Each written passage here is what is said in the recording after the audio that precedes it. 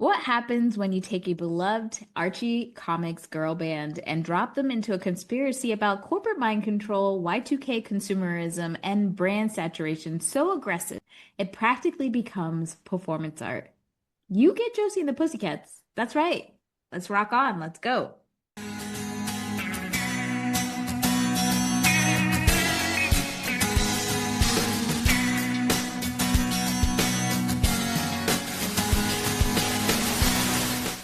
Welcome to the No More Late Fees podcast. I'm Jackie. And I'm Danielle, and we're just two best friends and ex-Blockbuster employees rewatching some of the best and worst movies from the late 90s and early 2000s. This week, we're covering the groundbreaking 2001 comedy, Josie and the Pussycats. But before we dive in, let's get into some housekeeping. You didn't even say anything. I know. It's Kit Kat. If you love the podcast and you want to support us, here's a way that you can.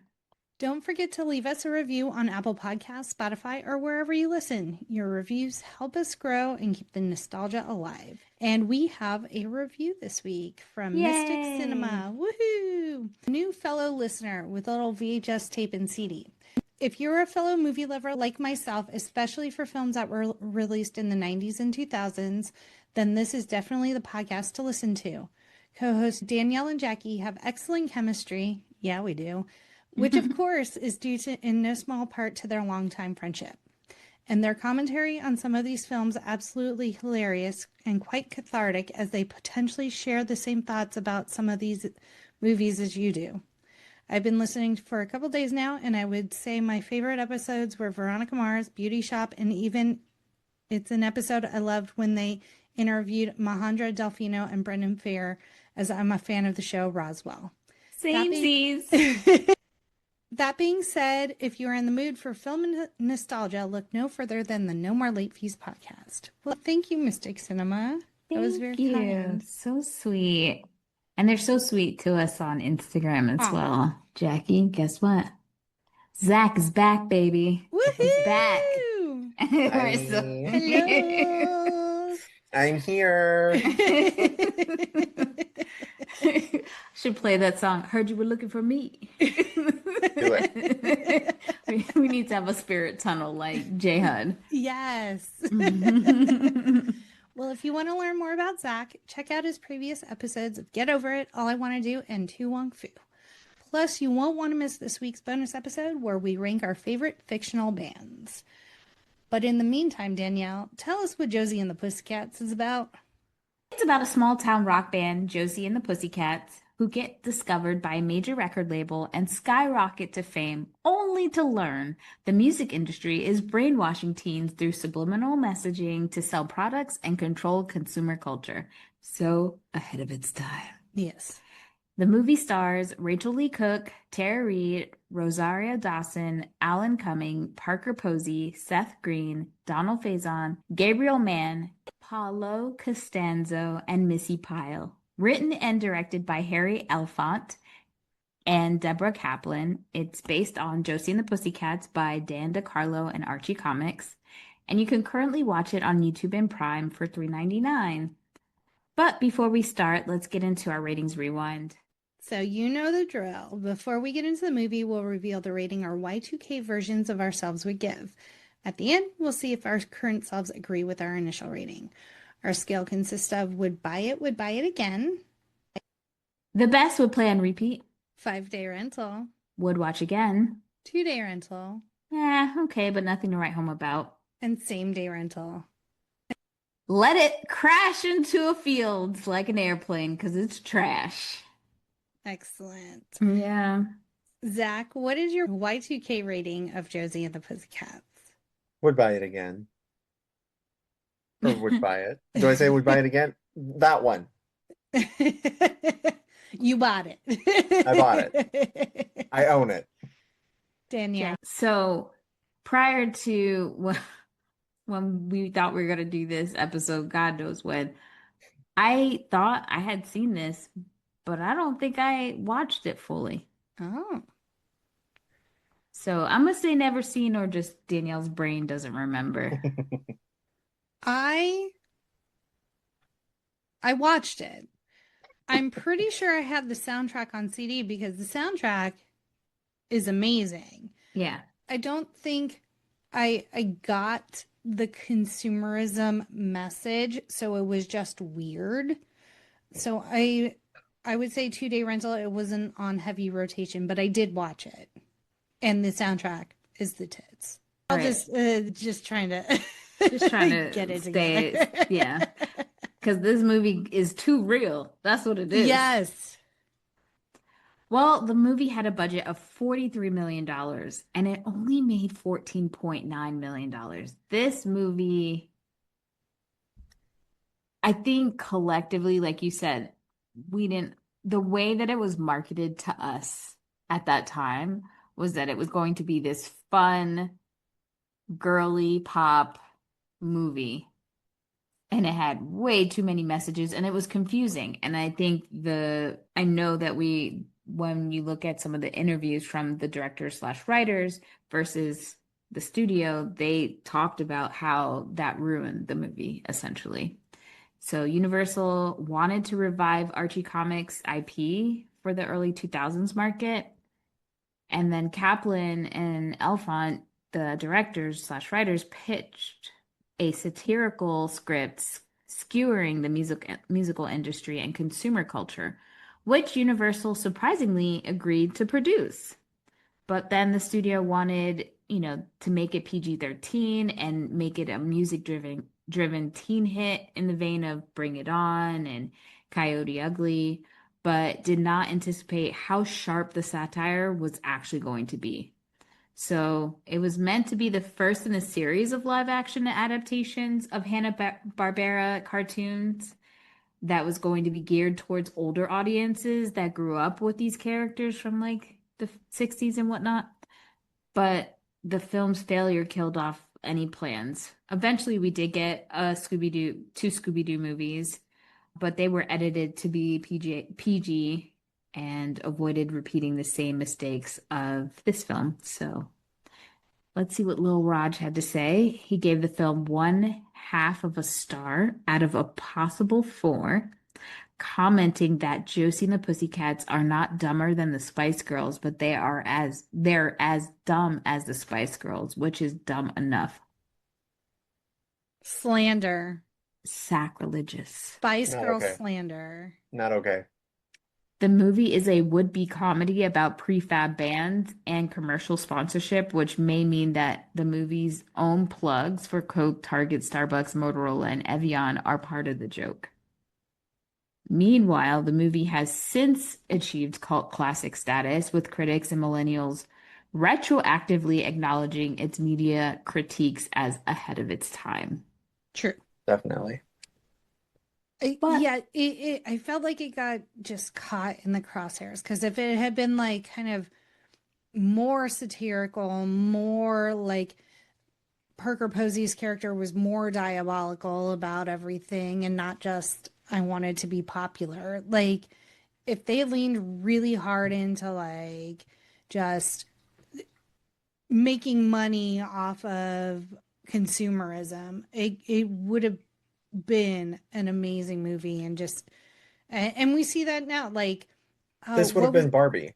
This would have yes been the levels of Barbie, I think, if it had exactly come out today, for sure. yes honestly, I really don't think it was the writing. I do think it was how it was marketed and who it was targeting. yeah Yeah. The fact that it was targeting very young preteens, because it's PG-13, right? hmm Maybe if Right. they had made it R, made it a little bit grittier, Which I is think crazy people though, would have because gotten it. like PG-13 back then is basically what would be R now. Like there's True. scenes in Bring It yes On that would not be included in a PG-13 cut. no Same thing with Coyote Ugly and Yeah. like and even Scooby-Doo being PG, I'm like, that's a PG-13 movie, the first one. It He's like, is I can look at true. myself naked. Like that's not a PG movie.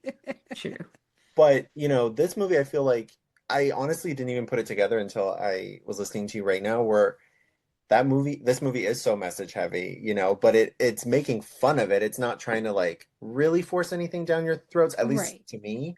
But like Bring It On was about, or I'm sorry, Scooby-Doo and Bring It On were both about like cultural appropriation. And then Yeah. this is about consumerism.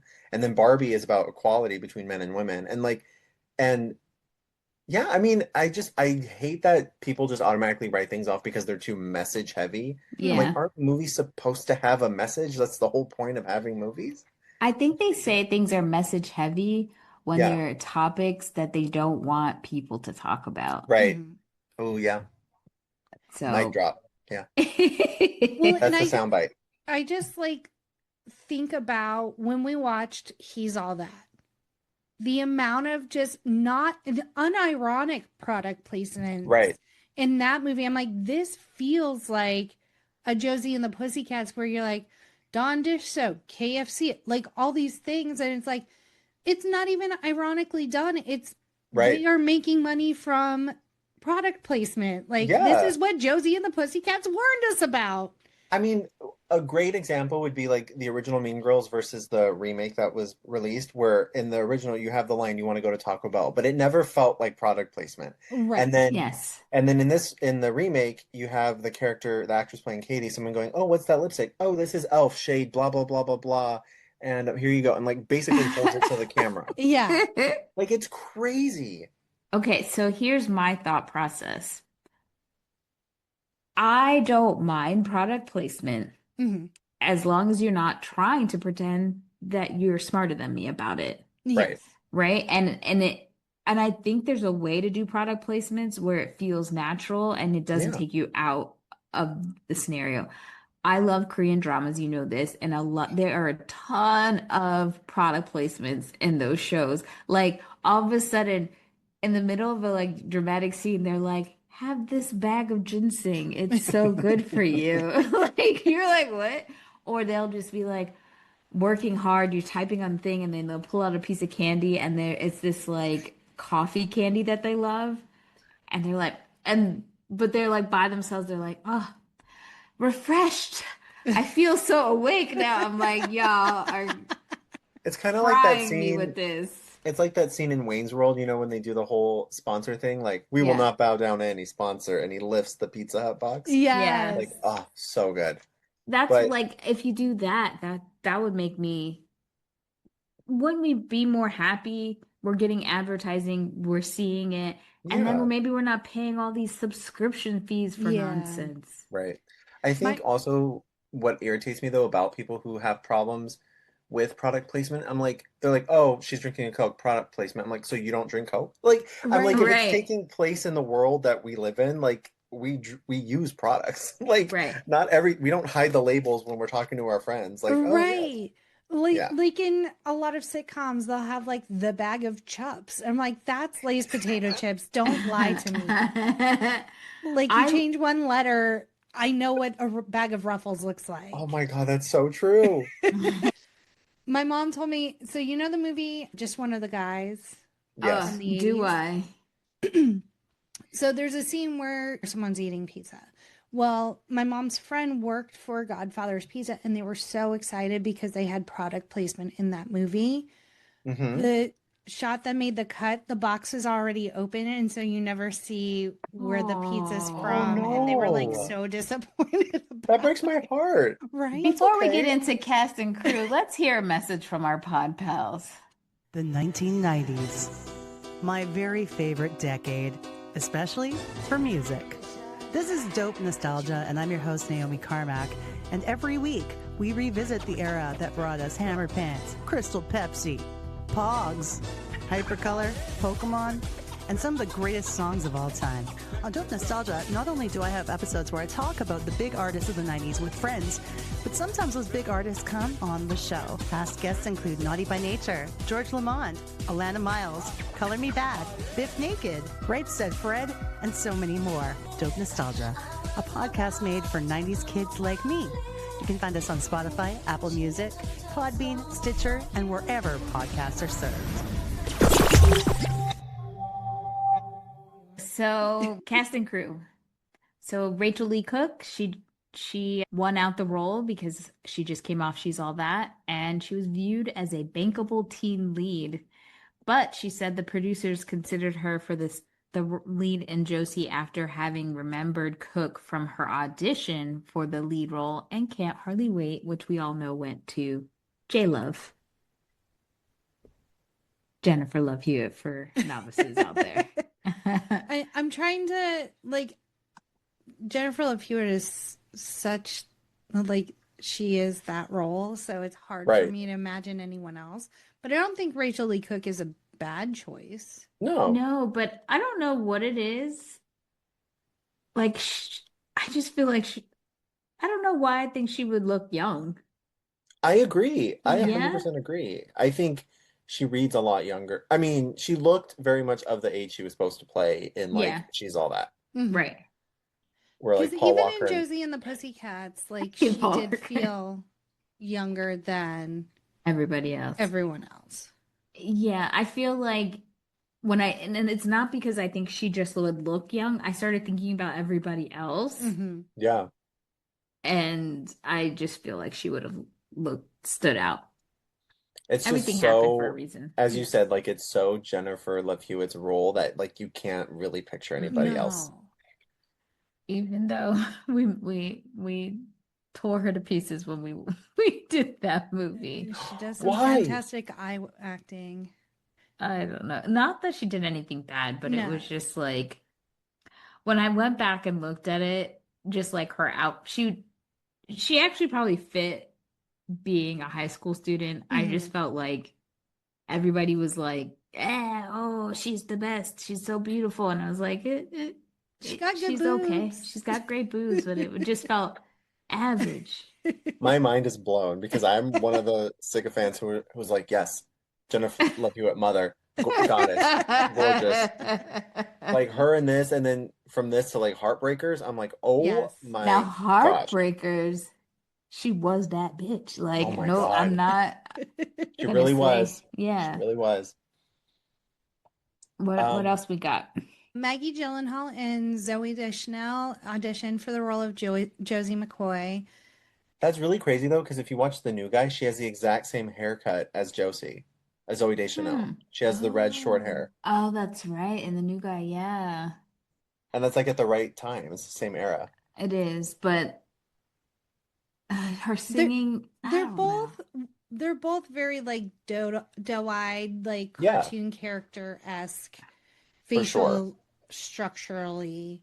Maggie, I don't see. Me neither. I Okay. could see Zoe, but again, like, but also in terms of singing, like, she's not even singing. So, I mean, they Yeah. could have dubbed her. Right. Yeah. Well, co-director Harry Elfont revealed during the film's 16th anniversary celebration that Beyonce, Aaliyah, and TLC's Left Eye all auditioned for the film. They read Lisa Left Eye Lopez twice, and she really wanted to play the role.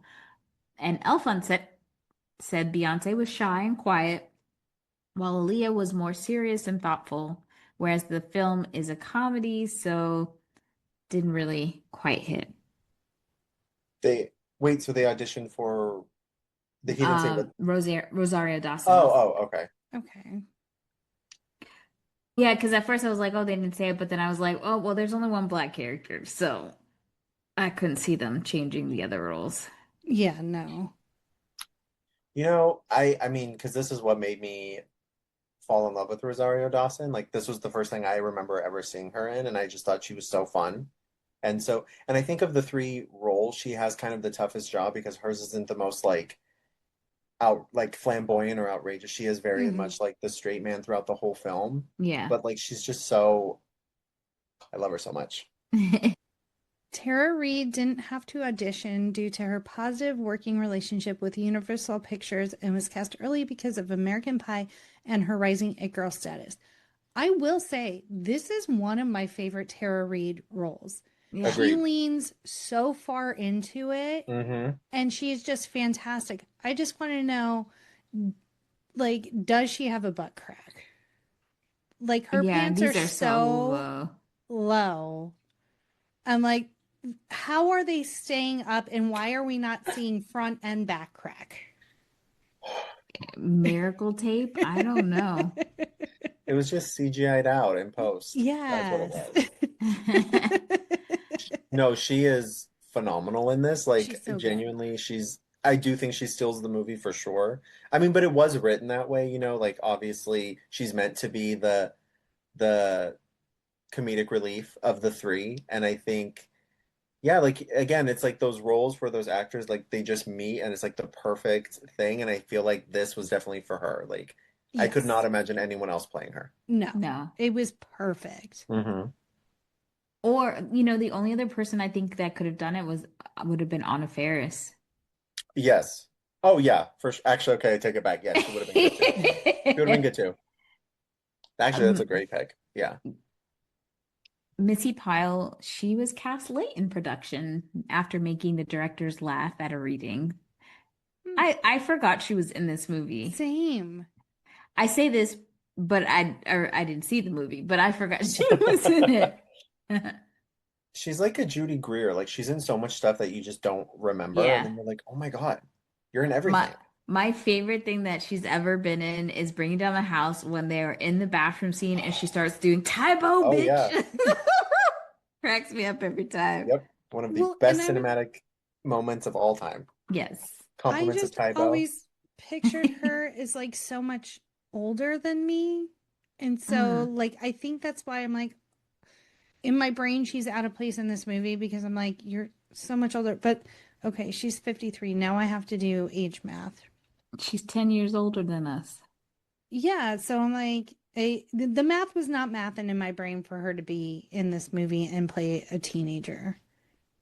So Are she they was like teenagers, 20, though? 28, 27, maybe when this came out. Wait, are they supposed to be teenagers? I never put that together. Are they really supposed to be teenagers in this? I would assume because they're friends with Archie and he's teenagers in the comic books. Oh, because they don't talk about like high school and they don't talk about, I never put that together. I always thought they were just like 22, 23. Because that like changes the whole thing. I'm like, wait, are they really supposed to be like teenagers? That's crazy. Well, because they're like performing at, I would feel like they would be performing at bars and stuff if they But were don't they all live old alone? enough. I mean, they do live together, so they've got to be older than like 18. So maybe they are in their 20s. That was my thing only because I'm like, they live on their own. They're like roommates. And I feel like I didn't know a lot of high school people really that did that. I'm overthinking it, but I was just like, no, I'm like, valid points because I didn't think about that. They did live together. So Breckenmeyer, Alexander Martin, Donald Faison, and Seth Green, the members of Jour, they were all previously in Can't Hardly Wait, which was also directed by Harry Elfont and Deborah Kaplan, with Meyer and Faison portraying band members in that movie. And Meyer and Faison also being in Clueless together, which I totally forgot. Yeah. oh wow. Oh, that's right. Duh. I always forget that when I'm watching Uptown Girls because it's him and Brittany Murphy, and I'm like, oh my God, Clueless. I love the Jour. You could have been Justin Chatwin. He had a very small early role as an uncredited teenage fan. I have a picture of him, and it's just like wild that he was in it. The only thing I know him from is Shameless. Same. Yeah. So the thing about him is that you're like, damn, I know I've seen him in something else. And that's just Aaron Paul. He's in other things. Like I think he was in the Dragon Ball Z movie. I didn't see That's it. right. That is right. With Emmy Rossum. Yeah. Shameless reunion. Interesting. Well, we also had some other uncredited extras. Twin sisters and horror filmmakers Jen Soska and Sylvia Soska, sorry if I pronounced that wrong, appear uncredited as extras. And then that's where they met Catherine Isabel. And then they had her in one of their horror movies later on. I forgot. It's like something Mary. I can't remember. Speaking of Pretend to Be Nice being your favorite, it was actually written by Adam Schlesinger, who was from Fountains of Wayne. Oh. Wow. Did not know that. Me neither. But the music, like we've said a lot, the music in this is so good. It's so good. Let's talk about the music for a second. So Sure. Babyface produced this movie along with his wife at the time, Tracy Edmonds, but he also co-produced the soundtrack. And we just did Waiting to Exhale, and he also did that soundtrack. The funny thing is that this outperformed the movie, which is wild. Like how That is many wild, times have we ever seen that really happen? especially back So, then. Yeah. yeah. It peaked at number 16 on Billboard 200, the soundtrack. So Wow, it was a that's huge hit. really impressive. Hmm. I'm so sorry, I could be way off, but isn't the voice of Josie Letters to Cleo the lead singer of that? It Okay, is. Yes. okay. From 10 Things I Hate About You? Isn't she the Yes. okay? Because I remember watching that, I'm like, that's Josie singing. I don't know what's going on here. Kay Hanley is her name. Got it. The lead Yes. singer from Letters to Cleo. And the other actors didn't perform their actual vocals, but they did go to band camp for 2 weeks to learn how to play their instruments. But it just wasn't right. So they weren't able to actually play music on the soundtrack. So they got studio musicians. But Rosario Dawson, she did have her vocals for harmonies.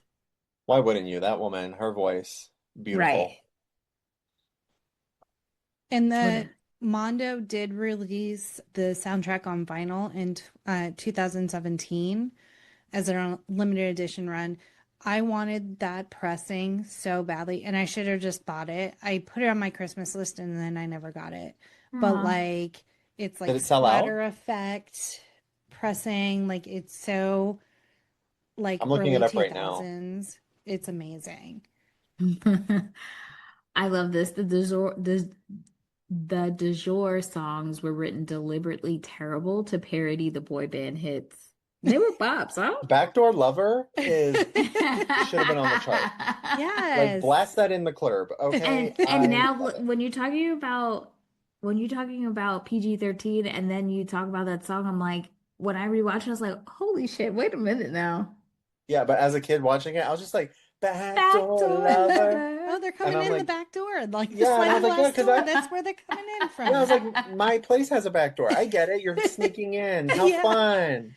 And then now I'm just like, oh, I relate to it even more now. Let's go.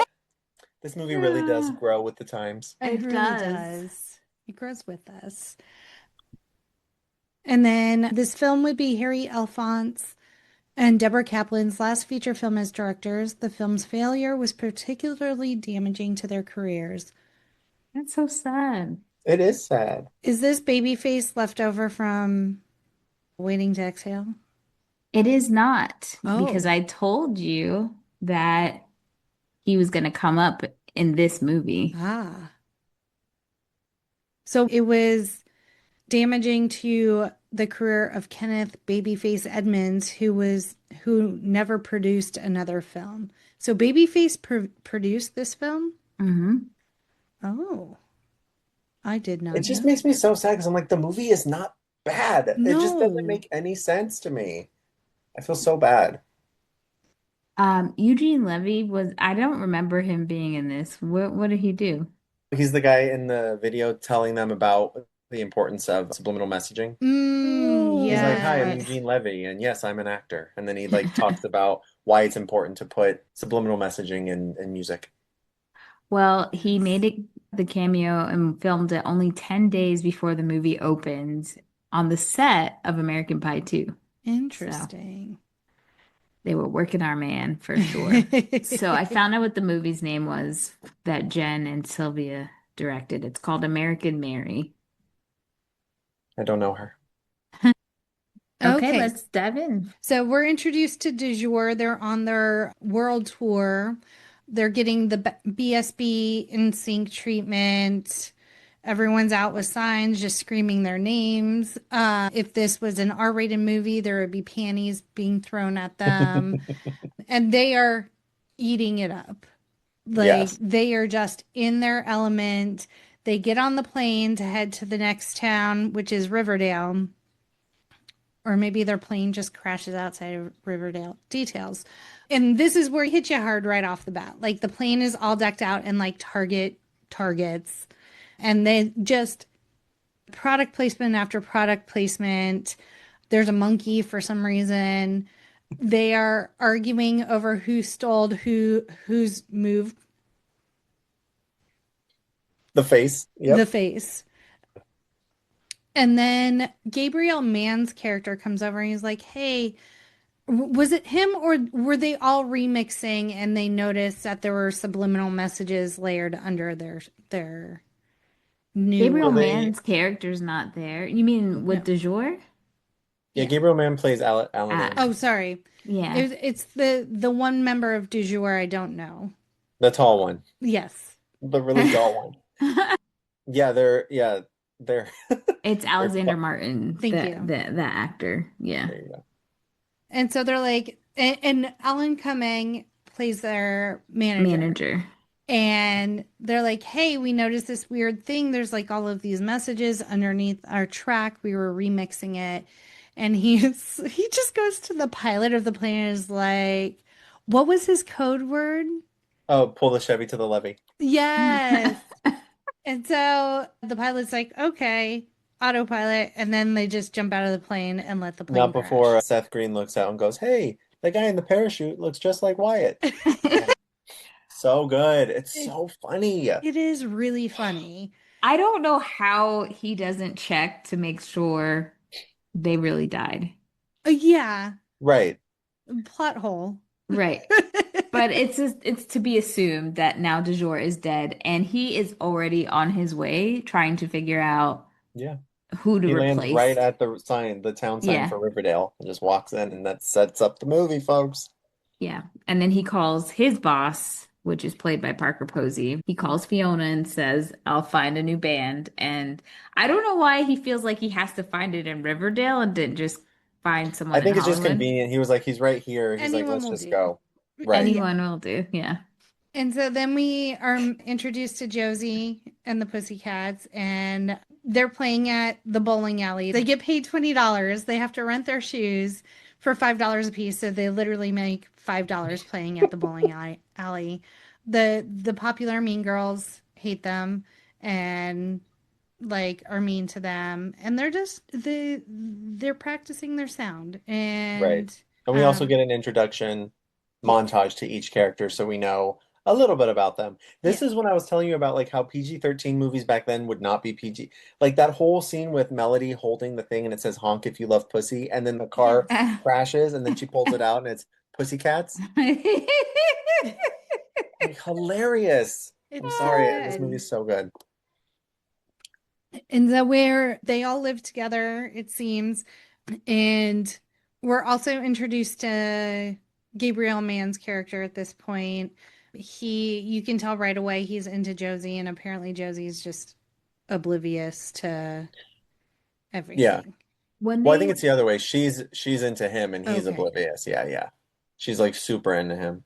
when they do the introductions of all the girls and there's a montage of the Mhm. girls, it very much feels like Charlie's Angels. Mm-hmm. Yeah. But then I realized after doing these notes, it's because Peter Teschner is the editor of both Charlie's Angels and Wow. Josie and the Pussycats. So that's why it kind of feels similar. Yeah, it does. And they're also featured in a part of the movie above the picture of the girls on one of the Yes. magazine covers. The headline says that Drew Barrymore, Cameron Diaz, and Lucy Liu were cast to play the band in the upcoming movie. So it's kind of very meta. Love that. And then, like you said, right place, right time. So Wyatt stumbles upon them and is like, "You'll do." Come Because to he the sees them going city. across the street like in Yes. slow motion. And so he's like, "Come to the big city and we will make you famous and record your album in like a day because you have a world tour at the end of the week, or like a big concert by the end of the week." Like the timeline is very confusing. But what's really funny though, speaking of product placement, is that like until we find out that that's the point of because at this point we don't know like their whole mission.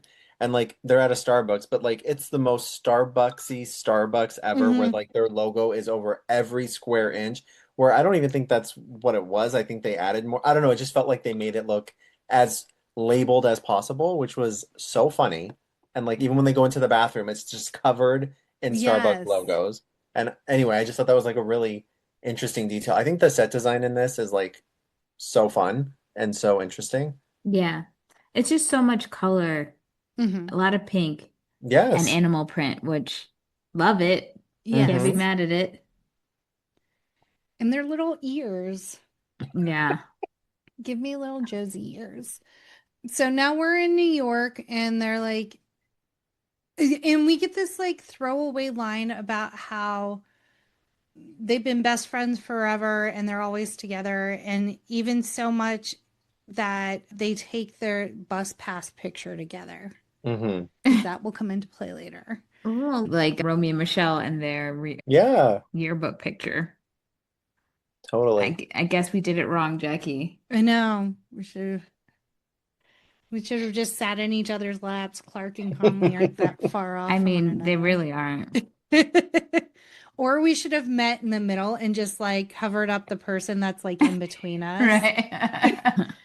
So now we're in New York and they're getting wined and dined and like full on studio album recording and being treated to like these like glamorous penthouse hotel rooms. I do really like that, like, even when Melody is taking a shower, like her little scrubbies are McDonald's French fries and Insane. stuff. Yeah, Like the brilliance in the fact that it's not even typical product placement. right. It's so forced, it becomes That's hilarious. yeah, and I think that's what like what we were talking about earlier is like they just didn't get it. Like they weren't putting product placement just for product placement. Like that was Yes. literally the point of the movie. And like they were making it as egregious and outrageous as possible. I mean, like every single scene, one of the characters, if not most of them, are just decked in one like brand or one Yes. logo, and it's never commented on. It's just them where, and that's so funny.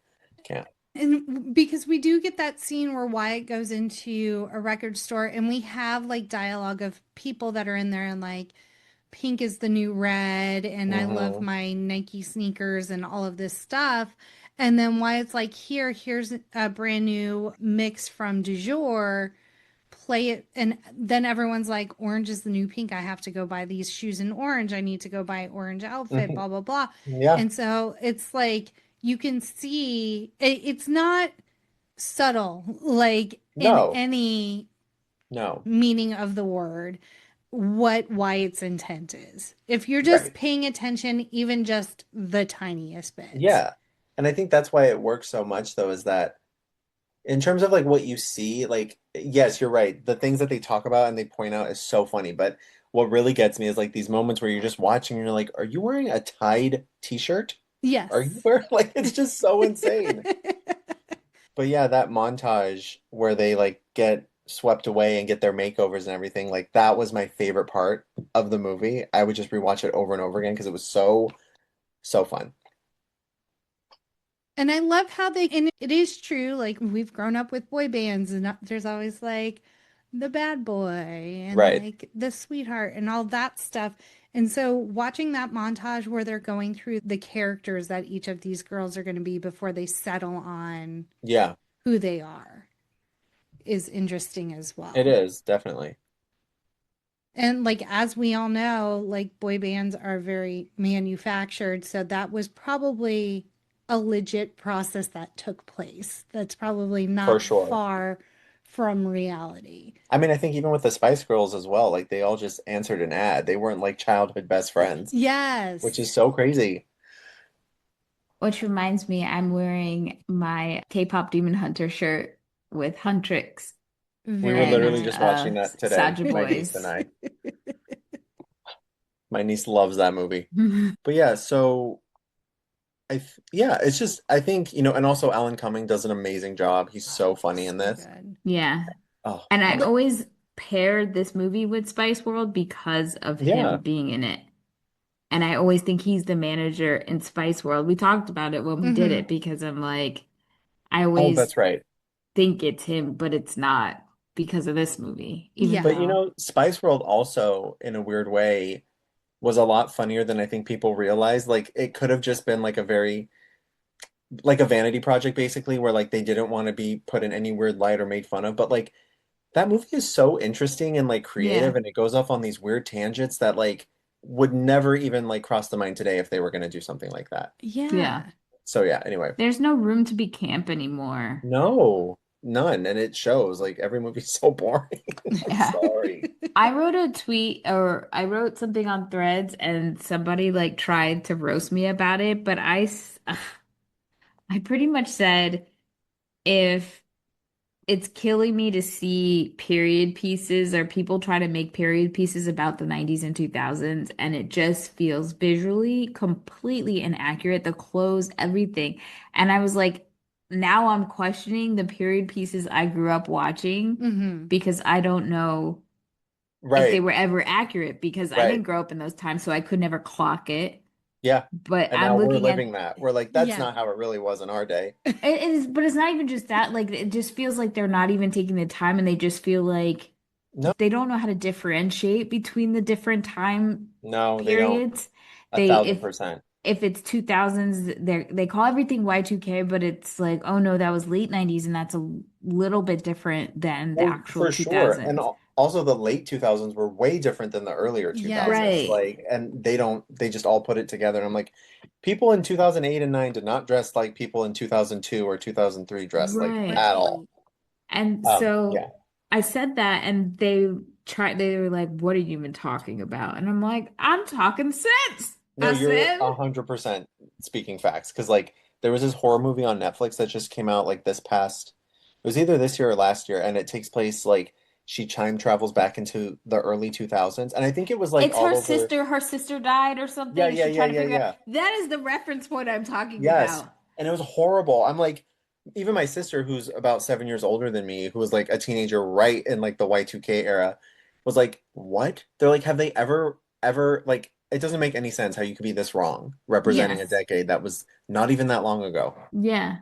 Yeah, totally. Glad I'm not alone because You're not, because I feel the seriously. exact same way and I've never spoken about it. So when you said that, I was like, this is my chance.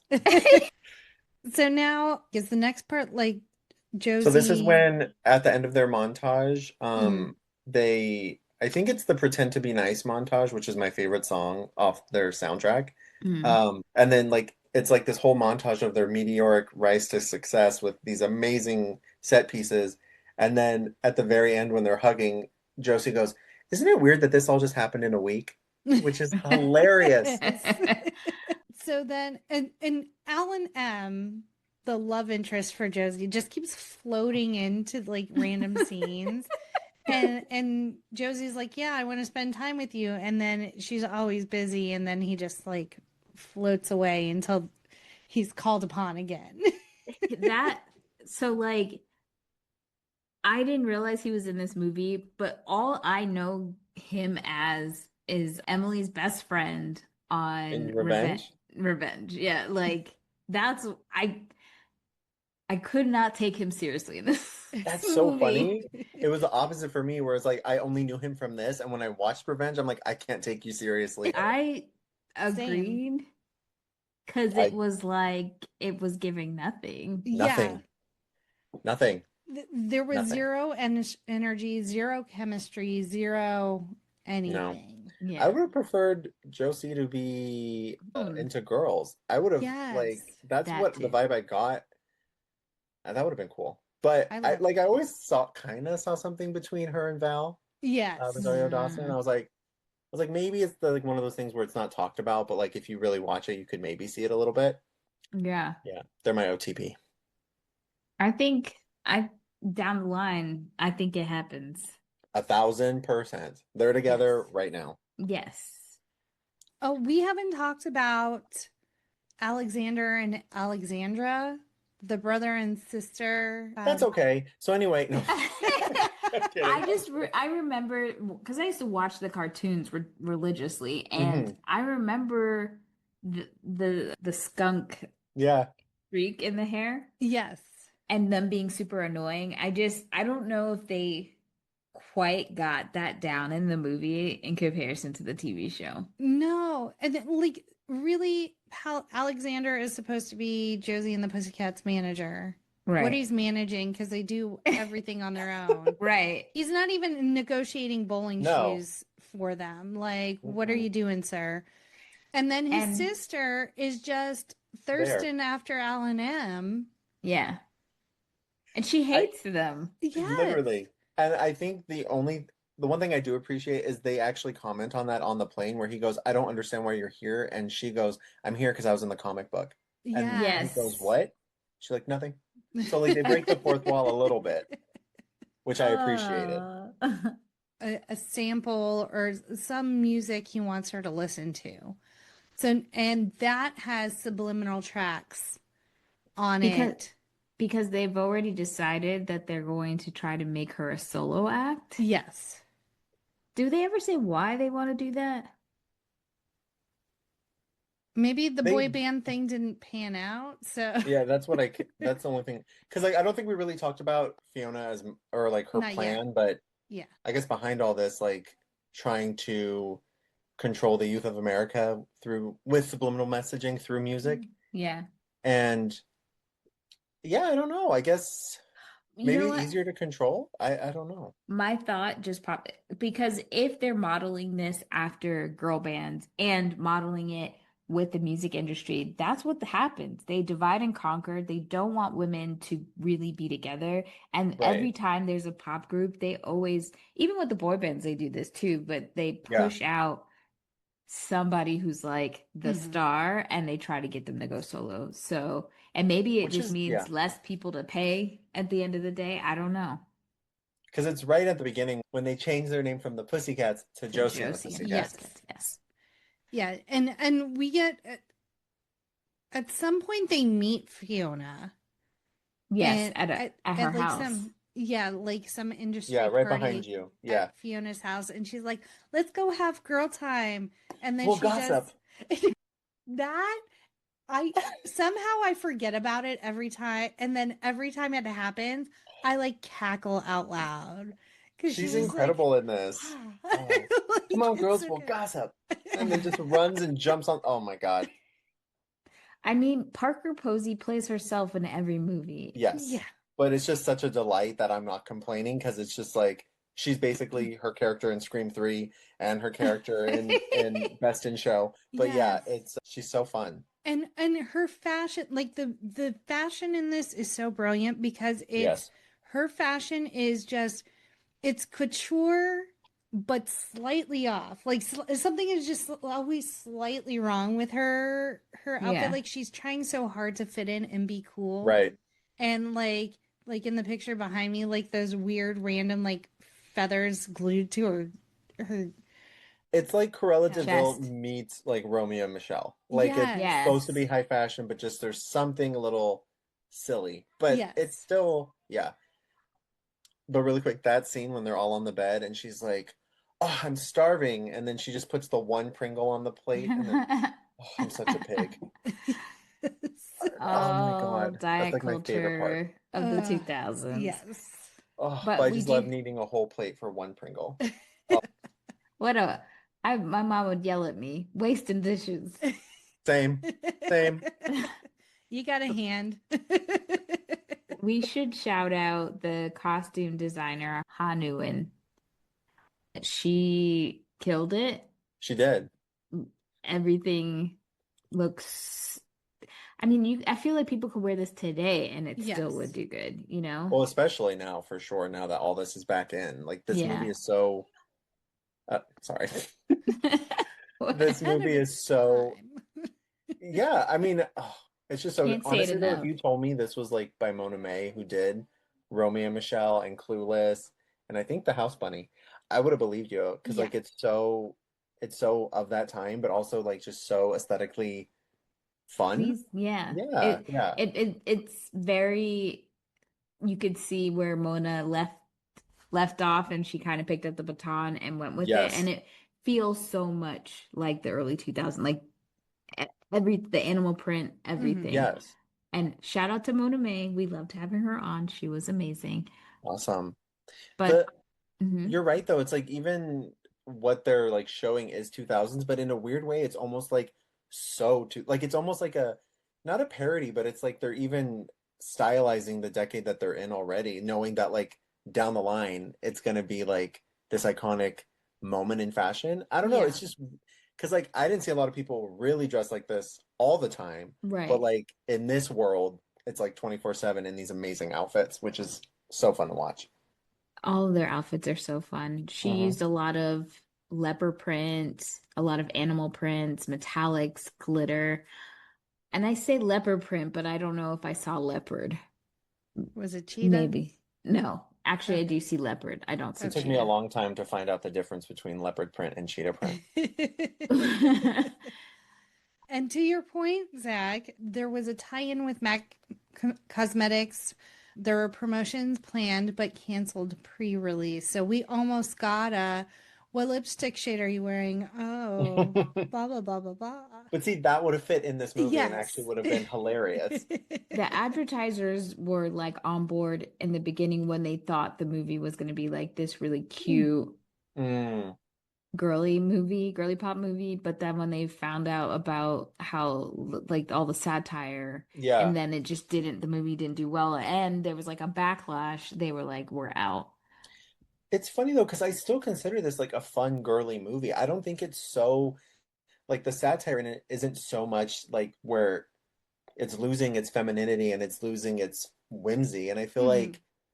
like again, like there is a message in it, but like it's also really fun and really pretty and silly and funny and yeah, I I just just I yeah. just think the brand, like I can understand if you're like being in this movie, you're making fun of us and what we're trying to do essentially. And Mm, then on top of that, we don't want your stench to be on us because that's what right. it was like at that time. So I get it. It was a It's cute girly pop movie, but then it it's crazy was, though, because if this movie was released this year, could you imagine the amount of like brand tie-ins that would be everywhere? I Yeah. know. It, And like you all the thought, yeah. influencers that would have just made Yes. cameos in the movie. Hmm. It's almost kind of like Zoolander in a way. I feel like this Yes. movie is a little similar to that as well. Yeah. Well, speaking of product placement, the film included over 73 corporate logos, all unpaid placements. The joke was that advertising saturation had become absurd. Facts. Absolutely. So, yeah, now Josie is listening to the Subliminal CD, message. yeah, given to her by Wyatt. And when she's like walking later on and she's like got her little disc man and she's like walking down the street with like headphones with wires and stuff, and it's like, oh, what a time we had where you had to like listen to the same artist unless you burned a CD. And every step you took, the CD would skip. And it, oh Yes. my God. You'd have to walk with it like this to just Yes. make sure it wouldn't. That's one thing I don't miss. So obviously the CD that's provided to her by Wyatt has subliminal messages about how she's better than Val and Melody and she needs to go out on her own and they're riding her coattails. And so she turns on them and she's really mean. And Val, where you said is kind of like that, are they into each other? Like the way Val reacted to Josie, like kicking her out of the band. That's like, Hmm. it felt like someone breaking up with her. Yes, Yes. 100%. Because And Melody doesn't even know what decade she's in. But for but I also no, love it felt that way for because sure. it's around this time where Josie's getting ready to go to some industry party and she's in that gorgeous gown with the little chain down her back of So pretty. I love it. rhinestones. It's Yes. so good. And Melody and Val are sent to TRL after hours. with with Carson Daly and what's his Ari Spears, face? I think his name Yeah, was. why is Yes. Ari Spears there at all? He's It's the so other weird. Carson Daly. Yeah. Check his nails. Mm-mm. Oh, that, yeah. And I think also that was just like a shameless plug because I think Tara Reid and Carson Daly were dating at that time. They met making this movie, so Oh, it was, really? yeah, Ooh. they weren't together until after meeting on Oh, this movie. And I another didn't know J that. Love shout out because that was her ex-boyfriend first. Yeah. Carson Daly? Heck yeah. I had no idea. I'm Yeah. learning so many things on this podcast, you guys. And so I just love this scene because it's like Carson Daly and the other Carson Daly are hired to like essentially Murder her. incapacitate at best Right. Yes. Melody at Val. But Melody's like, as Carson Daly's like coming at her with a fucking baseball bat through these fake celebrity cutouts, Mhm. they're like having this conversation and getting to know one another. And it's like, oh, you like that? I like that too. And it's like this weird meet cute. And then to find out that they date and eventually become engaged later, it's just like Yeah. so bizarre. Yes. I think so how dumb is Melody supposed to be? Because I remember when she hits Carson Daly with Matt Damon, and then she holds him and she's like, "You, on the other hand," and then when he pulls away, she's like, "Bye, bye," to the cardboard cutout. Oh my God, she's so insane in this, but brilliant. Just Brilliant. in the shower when she's like, if you're happy and clap your hands, and keeps dropping the sponge because she's clapping. It's so dumb. It's good. Like the brilliance you have to write a scene like that. Definitely. And then the execution has to be flawless or else it's going to fall flat. Yes. It's giving like Jennifer Coolidge, Anna Faris. And so she's, like I said, like I feel like I think she's much more in her wheelhouse being funny and like no offense to Urban Legend fans out there, but like she's just such like a delight. Again, she's my favorite character in the movie for obvious reasons, but yeah, that scene with her with the clapping her hands, like there's no way you cannot watch that and just start laughing at how stupid. Yeah, it's hilarious. I had to look up who Carson Daly dated because then I got curious. But I remember him dating Jennifer Love Hewitt because there was a New Year's Eve countdown one year. Jennifer Love Hewitt, duh. I thought you guys said Jennifer Lopez. I was like, wait, when did that happen? My bad. No. My Jennifer bad. Love Hewitt. No. Yes. And so they dated from 1997 to 1999. Then he dated Tara Reid from 2000 to 2001. Then Jamie Presley in 2002. And then rumored in 2002 with Christina Aguilera. I never heard that one. And then rumored in 2003 with Ashley Simpson, which I kind of think that can't be right. She must have been way too young for him. But when did that ever stop a man? Yeah, it's true. I wasn't going to say anything. Then his current wife, Sari Pinter. Okay. But I'm sure there was other people. There's no way that's all that he dated. For sure.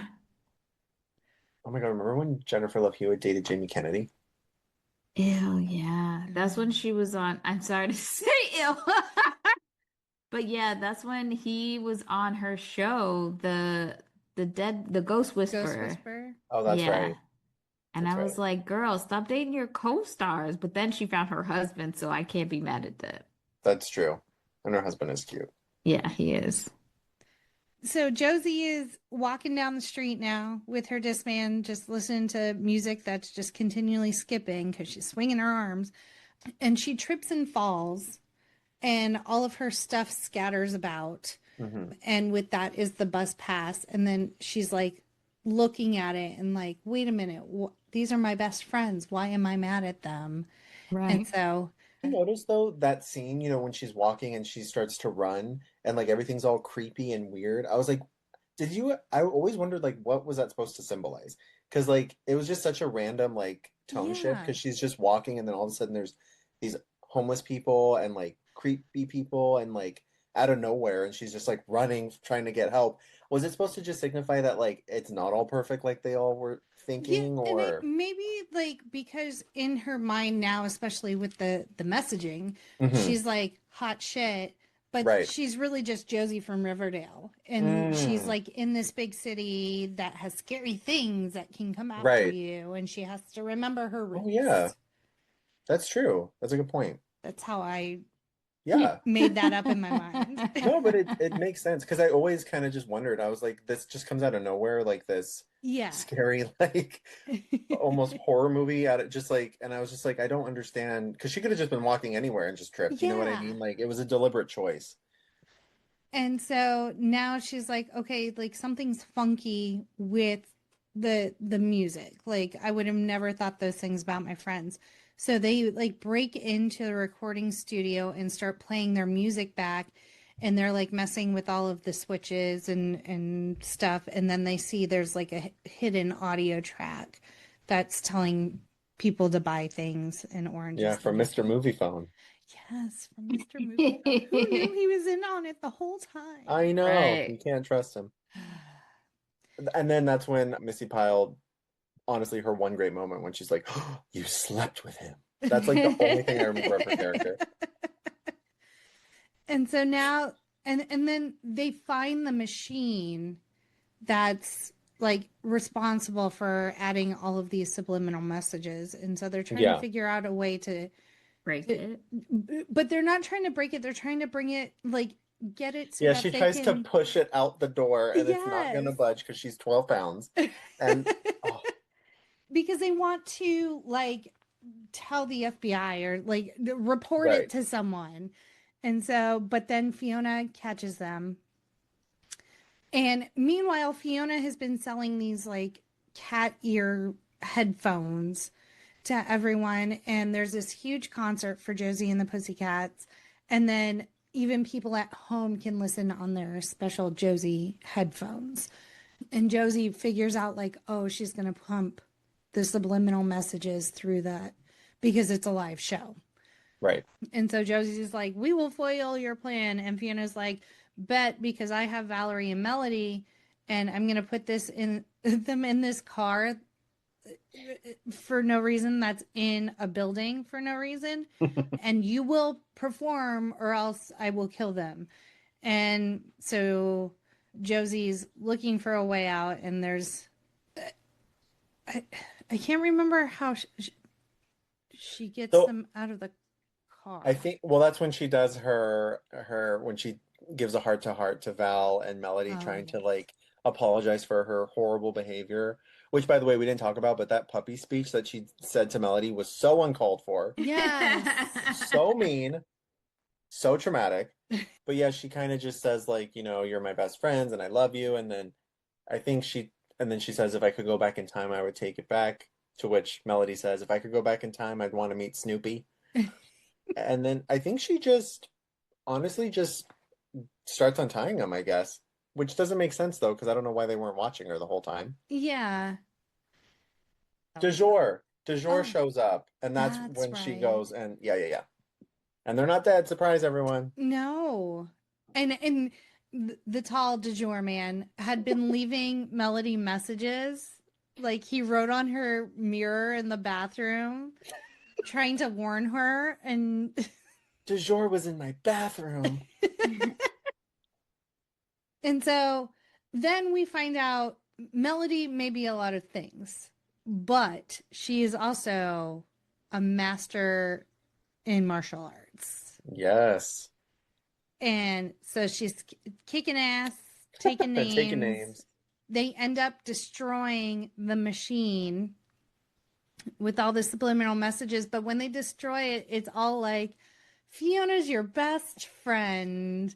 Fiona's so popular. And like everyone around Fiona that thinks like, okay, we're getting all these money to pump out these subliminal messages. It's like, really, this is what you wanted to like broadcast to the world, was like, you're cool. And then the mask falls for Fiona, and we find out that she has a lisp. And what was her? Lisping Letha. Lisping Lisa. And then, so what I don't get is Wyatt works for Fiona, but they've never met. Like, I don't understand how you don't recognize your old classmate until she starts lisping again. I don't know.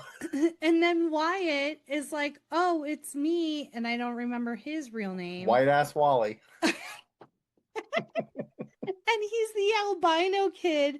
And then he goes, so he like takes off his flesh colored makeup and shows that he's albino and has like 3 wispy hairs on his head. And then he goes, hold on, and like unbuttons his shirt, and like this big belly pops out. It's like, oh, I've been holding that in forever. Disgusting. It just Disgusting. it just continues to get more ridiculous. It does. It does. Because then this serves as their meet cute, and now they're like in love and making out.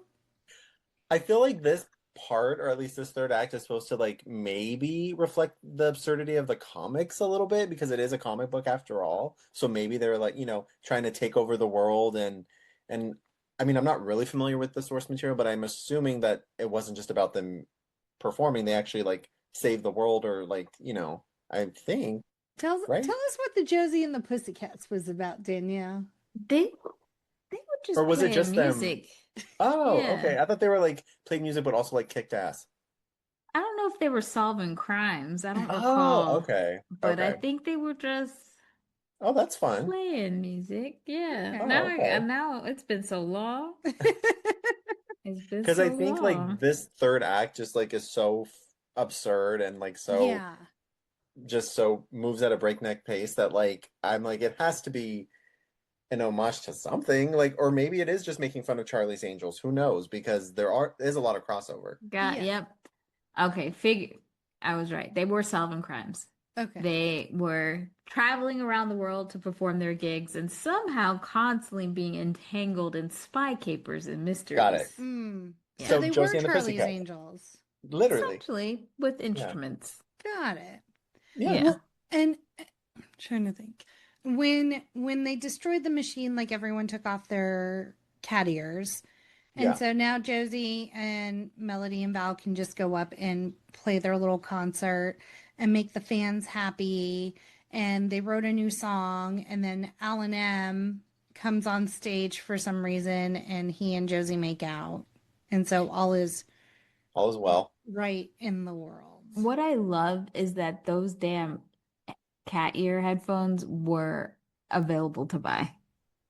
Man, If I had only known. missed Dang. opportunity. There is a really nice message though it's kind of like almost like the America Ferrera speech in Barbie and like where she just says like, you can like it and you cannot like it and either way it's okay, but like just do it for yourself. And I was like, that's what we need to hear more of now. Yes. Yeah. Like for sure. But yeah, anyway, so fun. Yeah. Yeah. That's Josie and the Pussycats. Yay! Woo. Also hot take, the last song that they performed, not my favorite. Not my favorite. But it's all right. It's all right. Yeah. It's all right. But you have the choice to like it or don't. Just make it for yourself. Wow, you just told me that. And wow, you're right. You're right. I never saw it that way before, but I wasn't listening to what I was watching. All right, Jackie, whatever fun facts did we miss? In 2001, Josie would become one of the first films to auction off its props on eBay. So Wow. costumes, production materials, even the cat ears, Josie's guitar, all available to the public for a price. They were trying to recoup that budget that they had. In order to preserve the wholesome image of Josie and the Pussycats, Archie Comics demanded there be a scene where Josie and the Pussycats were seen brushing their teeth. Brushing their teeth, but Pussy is crazy. Yeah. Well, the sign that we talked about earlier. Zach, why do you look so shocked? Because you guys said props, and I was like, oh wait, let me see if there's any props available. And then all I heard was brushing your teeth, but the other word, and I was like, wait, what? What? I turned my attention for 3 seconds. And the Zach was conversation just trying to buy some ears off of eBay. No, I just wanted to see what was available. My bad. Sorry. No, it's okay. In the control room scene, one of the scrolling marquee messages says "Can't Hardly Wait" was underrated. Like we said before, Harry Elfont and Deborah Kaplan wrote and directed both "Can't Hardly Wait" and Josie and the Pussycats. And "Can't Hardly Wait" included all 4 members of Jour. I forgot Tall Man was the foreign exchange student in "Can't Hardly Wait." Oh yeah. Jackie, I don't think you were listening when I told you that fact earlier in this episode. I probably wasn't. I was probably looking up the age of Missy Pyle at that Oh, point. Lord. Sorry. This movie was filmed primarily in Canada, in Vancouver, British Columbia. Jour's airplane scene was filmed at the Vancouver International Airport. And what else? The Sega Dreamcast, which prominently features in the film, was discontinued 1 week before the film's premiere. Let me tell you, the amount of time I spent playing Street Fighter versus Mortal Kombat on the Dreamcast with all my guy friends, insane. And I kicked ass. Chun-Li couldn't fucking touch me. Like, so fun. Well, which character did you play the most? Chun-Li. Oh, gotcha. Got confused there. You know, what's the only I know how to play? Animal Crossing. Exactly. Okay. Well, the concert scene at the end of the movie was filmed at the Pacific Coliseum in Vancouver. And so, in order to get as many teens as possible into the Coliseum, thousands of complimentary tickets were given out at record stores with the promise of a performance from B44, a popular boy band in Canada at the time. The boy band performed their hit song Get Down multiple times for the crowd in between takes of the scene. Never in my life have I heard of them. Have you guys? Now I gotta What do you look it up. I'm gonna show you guys my tattoo for them. B44. Oh Lord, look at that. Oh, it's a lot of hair gel. A lot of hair gel. A lot of self-tanner. Are frosted for real. Whoa, they're like orange. Puma provided thousands of free t-shirts for the audience in the climactic Josie concert scene. And John Frieda Salon sponsored a Josie-themed perfect rockin' hair makeover sweepstakes and advertised the movie wherever their products were sold. Wild, these tie-ins. Wild. Yep. And Zach, why don't you tell everybody where they can find you on social?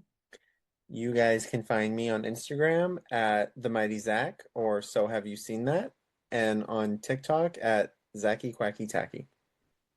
And you guys can follow along on our adventures at No More Late Fees on Instagram, Facebook, TikTok, Twitter, YouTube, Threads, Blue Sky, all the things. Y'all know. Okay, let's get into present day ratings. Zach, we'll start with you. What is your rating today?